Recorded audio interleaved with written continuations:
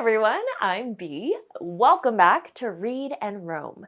I'm at a local cafe right now trying to figure out the menu since the barista is super busy. It made me think about how helpful context clues are, and I knew I had to share them with you in this video. Have you ever seen a word you didn't know while reading? What do you usually do? Skip it, ask for help, or look it up? What if I told you there's another way, using hints right in the text? Let me show you how to spot them.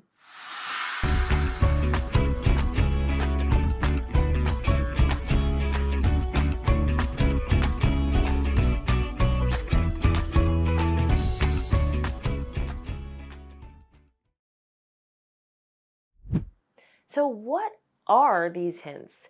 They're called context clues, and they're details that readers use to find the meaning of an unknown word.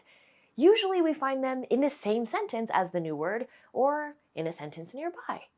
Take this menu, for example. I want to order some food, but I have no idea what this is. A palmier? I'm not just going to stop reading and give up. What if it's something I like? Let's read the description. This flaky, sugary pastry pairs well with our hot tea or coffee. Aha! This menu provides a definition as a context clue. Now I know a palmier is a flaky, sugary pastry. Using context clues just saved me from missing out, and I will take 5. Oh, look, here's some info about the cafe. Since local farmers provide our ingredients, our dishes feature seasonal produce, such as strawberries in spring, pumpkins in fall, and citrus fruits in winter. Authors often use examples to explain tricky words, like seasonal. The examples, strawberries in spring, pumpkins in fall, and citrus fruits in winter, all give us clues about its meaning. What do these examples have in common? Pause here to record your guess about what seasonal means. I know seasonal means something is available or occurs during a specific time of the year, thanks to the examples tied to different seasons.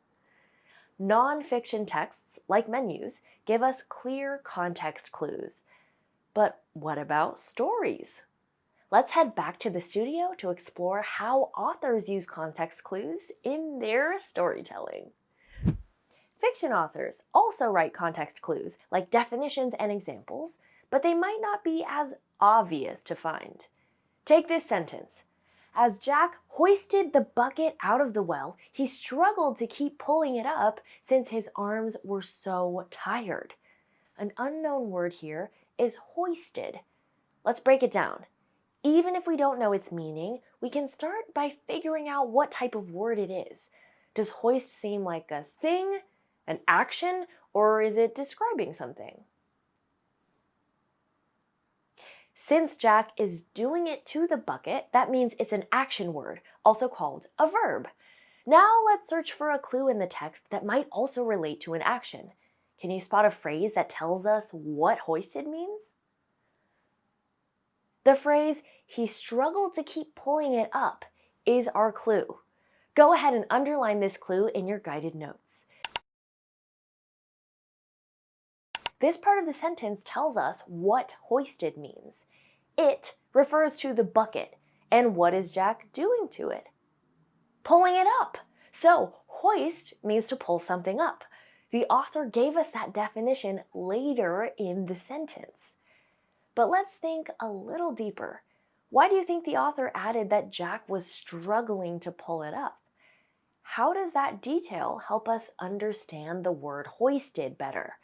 Pause here and record your thoughts in your notes. That detail helps us understand that hoisted involves effort. If Jack was just lifting something light, it wouldn't be a struggle, right?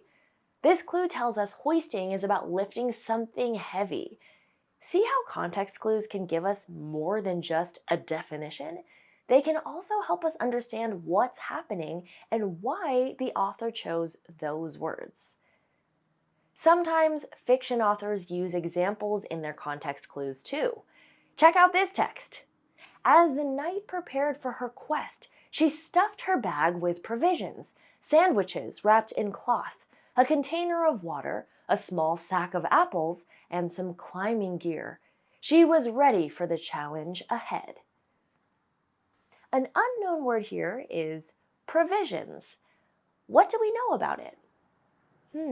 It's referring to the things the knight puts into her bag, so I think it's a plural noun. Now let's look for clues in the text. Do you see the examples that help explain what provisions might mean? Let's underline them.